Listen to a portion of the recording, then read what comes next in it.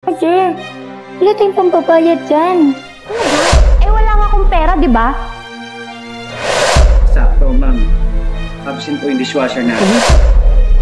Ang dami naman ito. Maling table na paglalagyan nyo. Ano ba? In-order ko talaga lahat yan. Birthday ko na. Anak naman, wala tayong sapat na pera para sa ganyang kadami.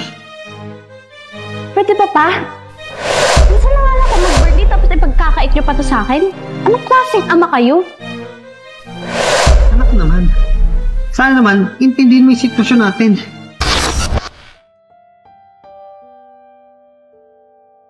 Wow, Papa! Pwedeng dyan na lang tayo kumain? Mukhang masarap ang pagkain dyan, oh. Oo nga, Papa. Yan na lang tayo kumain, saka birthday naman ni ate. Kaya pagbigyan mo na kami. Mga anak, oo nga, mukhang masarap nga ang pagkain dyan. Kaso nga lang, baka di kasya kayanin ng budget natin eh. Mukha kasing pamahalin. Papa naman eh. Birthday ko naman. Pagbigyan mo na ako, please. Sir, saan po ba kayo nagtatrabaho sa restaurant na yun? Hello po, ma'am, sir. Good afternoon po. Yes po, sir. Baka gusto niyo pong pumasok sa loob at ma-check po yung mga foods po namin. Tingnan rin po yung area natin sa loob. Sir, maitanong ko na lang din. Mahal ba mga pagkain niya sa restaurant nyo? Ay, naku, sir. At totoo po niya, napaka-affordable po yung mga foods po namin dito. At swak na swak po sa budget niya, sir. Di naman pala eh. Tara na. Kumain na tayo Oo nga doon. pa. Tsaka gutom na rin kasi ako. Kanina pa kaya tayo naghahanap ng pagkain. Sige na nga. Sir, sir, pasok na kami ng mga anak ko sa loob, ha? Maraming salamat, sir. Sure po, sir. Sige po. Sunod na lang po ako sa loob at naka-break time lang po ako ngayon. Sige po, sir. Enjoy po kayo, ma'am.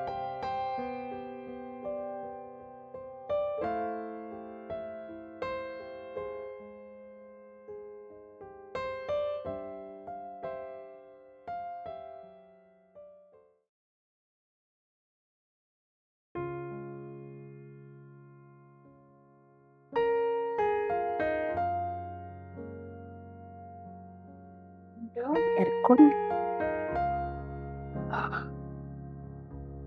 Papa, may itlog kaya sila dito? Parang ayun din kasi ang gusto kong kainin. Teka lang, anak, ha? Hindi ko rin kasi sigurado kung meron sila nun. Ma'am, excuse me po. Ito po yung menu food po namin. Me first, titingnan ko muna kung may egg ba sila dito. Ako muna. Gutom na kasi ako eh. Taka, itlog lang naman nahanapin mo. Eh ako yung kakainin ko na. Ano ba? Hindi ka naman mamamatay sa pag-order eh. Tsaka hindi mo naman birthday. Bakit ba atat-atat ka sa pag-order? Ikaw talaga pa-importante ka. Porque bunso ka eh, no? Kayong dalawa, ha? Magsitigil nga kayo. Nakakaya. Ang daming customer dito. Tsaka dito na muna kayo. Mag-order na muna kayo. Pero huwag kayong aabuso, ha? Sakto lang yung dalang pera ko. Baka kulang itong perang dala ko. Diyan na muna kayo. Mag-CCR na muna ako. Kaya kayong dalawa magsitigil kayo sa pag-aaway, ha?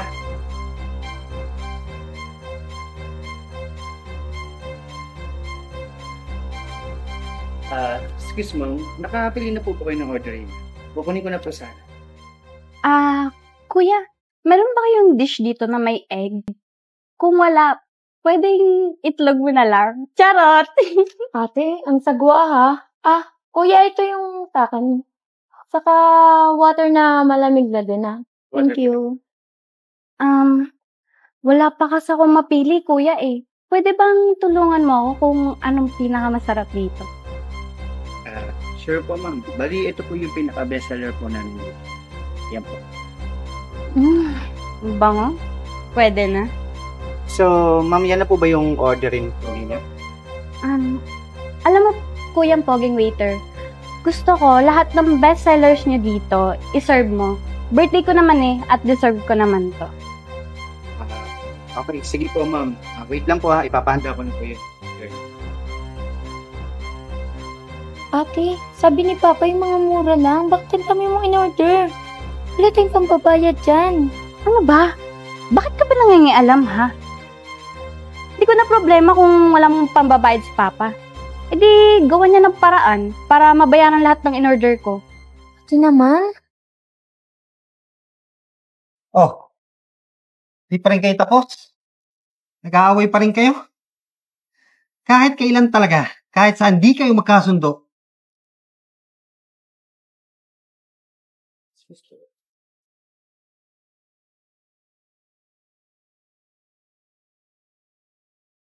Oh, waiter, ang dami naman ito. Baka maling table na paglalagyan nyo. No pa. In-order ko talaga lahat yan. Birthday ko naman eh. Anak naman, wala tayong sapat na pera para sa ganyang kadami. Pwede pa pa? Minsan na nga lang ako mag-birthday tapos ipagkakait nyo pa to sa akin. Anong klaseng ama kayo? Anak naman, sana naman, intindihin mo yung sitwasyon natin. Hirap tayo ngayon, di ba? Naintindihan ko naman pa, di ba?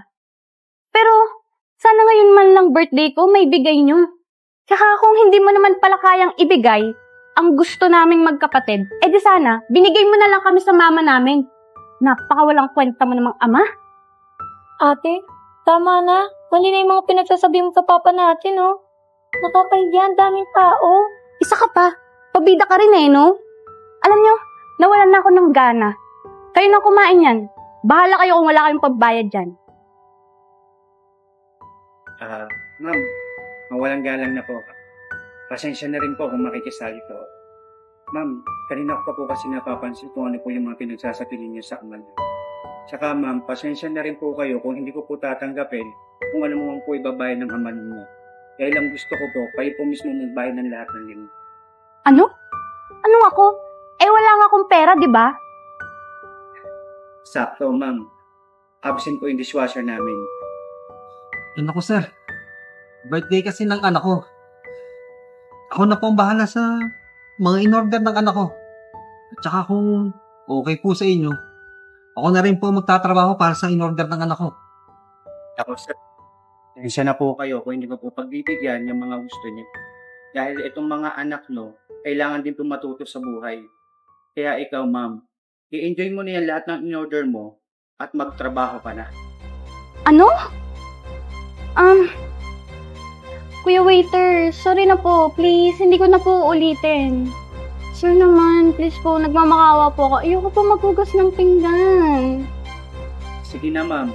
At i-enjoy mo na yung mga in-order mo at hindi na po magbabago ang desisyon ko. Pasensya na po.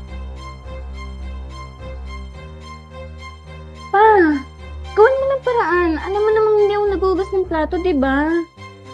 Anak, tama si sir. Kailangan matutunan at malaman kung gaano kahirap humanap ng pera para mabuhay ka sa araw-araw. Pa naman eh.